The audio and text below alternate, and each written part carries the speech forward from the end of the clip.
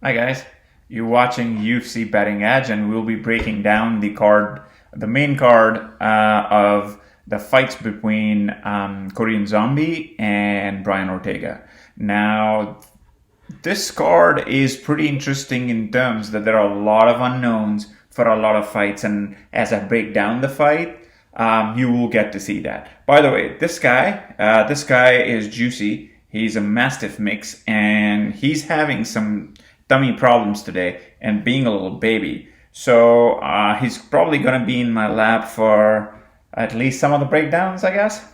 Anyway, without further ado, let's get into the first fight on the card, which is Thomas Almeida versus Jonathan Martinez.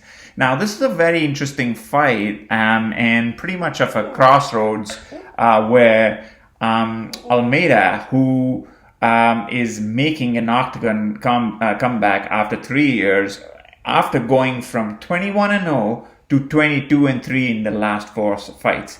He was an undefeated phenom who was on fast track for bantamweight title shot, and then he fought Cody Garbrandt, and since then it's been pretty much downhill for him. It's fair to say that he hasn't been the same, or rather, I'd say that he hasn't really evolved much as the other bantamweights and the new kids on the block did. He hasn't done the same. Thomas Almeida is a pressure fighter who will keep his guard up, and he will be defensive until he explodes on you. He's very much a rhythm or a confidence fighter, where he is lethal if you let him dictate the distance. And you're waiting too much to counterstrike. The fights he lost against Garbrandt, Rivera, and Rob Font all had one common theme.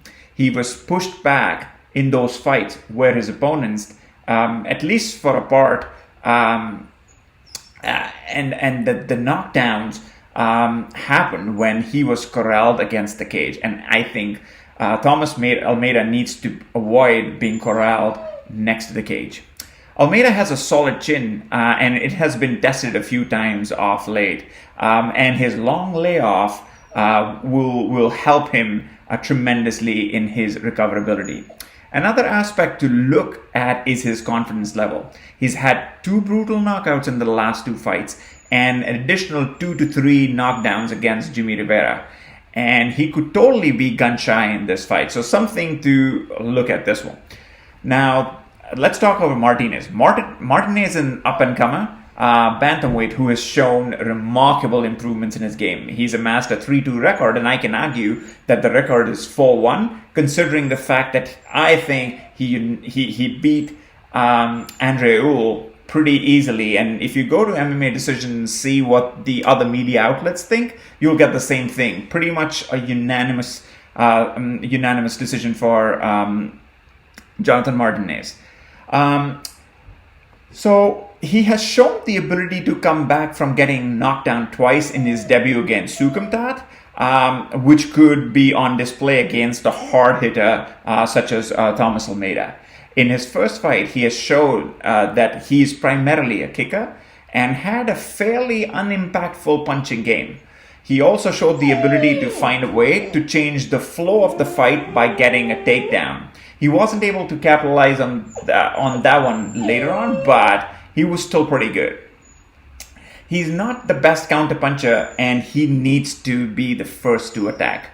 His knee against Pingyuan Liu was a work of beauty, and there you could see some of the progression in his fighting style, where he's waiting for the right opportunity to strike.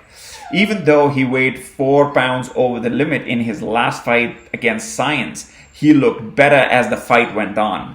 Body kicks and knees were the most effective strikes in the first 2 rounds of the fight, and then Martinez set up his hands to finish the fight in the third.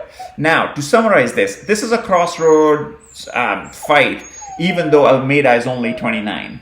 Almeida saw a meteoric rise in the UFC, and since his first loss, he hasn't looked the same. I could identify his tendency to get knocked out as he was pushed to the cage, and he hadn't really addressed it that well, as you can see in his last fight. Now, with such a long layoff, he could have totally fixed it and added more wrinkles to his game. So that is also a possibility, but we can't really bank much on that. On the other hand, Martinez is 26 and constantly getting better and definitely riding a momentum there. His style does not necessarily match up well against a confident Almeida that pushes and keeps the fight in the boxing range, where Martinez has known to struggle. I believe his camp would have noticed it and come up with some kind of fixes. Now, this was a hard fight to predict, like so many others on this card, and we're going to talk about it. The odds reflect that it's a close pick'em fight, and I totally agree with the odds. But if you put a gun to my head, I'd say Martinez, but I won't bet on this fight.